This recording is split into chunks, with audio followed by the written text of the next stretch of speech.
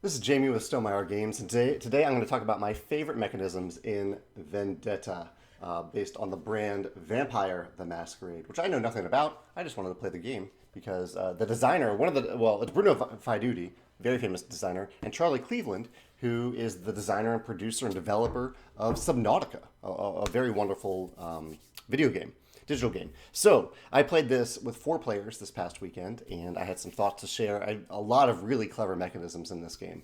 Um, to start off, right off from the bat, at the beginning of the game, we each got an asymmetric deck. We got our own unique deck of cards. And I'm always impressed when designers do this, when they not only give you an asymmetric ability, as I've done in some of my games, but also give you a whole asymmetric deck of cards that's unique to you. I think that's really, really cool. Now, what you do with this deck is even cooler, though. You start off with the same 2 cards. Hunt, everybody gets a Hunt card, and everyone gets a Ready card. You get those cards right off the bat to form your hand. And then at the beginning of each of the 3 rounds, you're going to draw 2 cards, and then you will choose one of those cards to keep in your hand, to add to your hand permanently, and the other card goes on the bottom of your deck. This is such a fascinating and important decision in the game, impactful decision in the game, because you're never gonna see that card that you put on the bottom of the deck again, and you are always gonna see the card that you put into your hand because you are crafting a hand as you play this game. I love how simple this decision is, but how big of an impact it has for both of those reasons. But most importantly and crucially, that you are building this hand of cards that will last you the rest of the game. So you start with those 2 cards. The first card that you add to your hand will be there for every future round. So you'll have these cards. You're not like playing these cards out of hand and losing them each round. You are playing them onto the table to do some stuff that I won't go into, but you're doing some stuff on the table, and then you get all those cards back into your hand, and then you gain another one at the beginning of the next round. So your hand is getting more and more powerful. It's this wonderful sense of progression that I feel like I have near complete control over, even though there is still some randomness and variability depending on when I will draw which card from my deck. Love that mechanism. Really, really cool mechanism. I'd love to hear if you're aware of that in any other games. The closest I can think of is Paladins of the West Kingdom. One of the other mechanisms that I really, really like is related to. I have 2 mechanisms I want to talk about. One is these victim cards that you have. So, or you have their allies or victims. There's 2 similar types of cards that you can have, and these cards.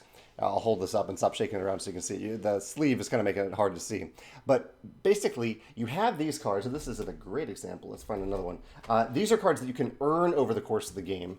And here's a better one. So this guy says that at the beginning of each round, if you have him in your tableau, you will be able to gain 3 blood, which is a lot.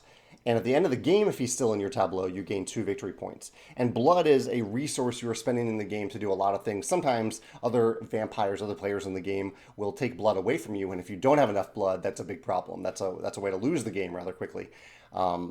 It's not an instant lose condition, but you lose points. And so getting blood is very, very helpful. And so the basic idea is, it's this vampire theme. You are gaining blood from these allies or victims over the course of the game, as long as you keep them alive. But you have the choice also at the top of this card to kind of to drain them, I think the game calls it. And this was a better example of this other card. Because with this card, if you drain this character, you get 3 blood right away. And normally this character is worth no blood. They're not giving you any blood from round to round. But you get 3 blood right away if you drain them, and they're worth a victory point at the end of the game if you drain them. So this is a great example here because you get 3, if you just let them sit there in your tableau, you'll get 3 victory points at the end of the game. If you drain them, though, to get that extra blood that maybe you need at a certain point in the game, at the end of the game, they're only going to be worth 1 victory point. So it's this nice balance of what do I need right now in the game versus what do I need at the end of the game, or in terms of victory points to actually win the game. 2 more things, actually, that I want to mention about this game. One is that when I mentioned that you're playing cards at the table, I won't go into that mechanism of entirely how the cards work, but there are these locations on the table. You're going to be playing your characters there each round from your hand. And there's a wonderful choice that I love in certain I Cut You Choose games, which this game is not. But basically, you get to choose if you're going to play that card, if you're going to play this card, for example, face up or face down. Face up is oftentimes not quite as good as face down because you're giving the information to your opponents about the strength of your characters that you're putting at that location. But certain cards have a benefit when they're face up. So if they have this white background at the bottom, then there's a benefit. Like you almost always want to play this type of card face up because it has an ongoing benefit over the course of the round as players are placing cards. But if you place it face down, it is only known to you. Your opponents can't benefit from that information until the cards are revealed at the end of the round and they can see your overall strength at that location. But it costs you a blood to do that. So one of the reasons that you could use blood in this game is to play cards face down. I really like that decision point. Face up, face down just adds an extra level to the timing of or to the decision of like which card do I play, which location do I play it to, and do I play it face up or face down.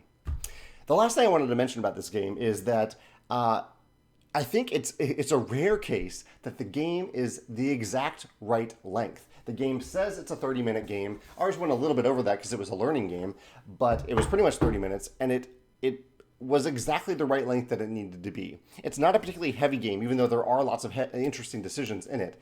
But the game lasts around 30 minutes. It's 3 rounds long, and with at least 4 players at least. And that's the right length for the game. If this game could easily have overstayed its welcome if they had said, you know, we're going to lock you into a 7-round game here. That would be too long for this style of game. But I wanted to give it a shout out for that reason, that I think they chose the exact correct length for this game for what it is. And I applaud them for doing this so. I don't think all games get that right. Maybe more get it right than I give them credit for. But Vendetta particularly felt that way. They could have easily added more rounds, and I think it would have overstayed its welcome. But at 3 rounds, perfect length. So yeah, those are my favorite mechanisms in Vendetta. I'd love to hear your thoughts if you've played it, or if any of these mechanisms remind you of mechanisms in another game. I'd love to hear about that in the comments as well. Thanks.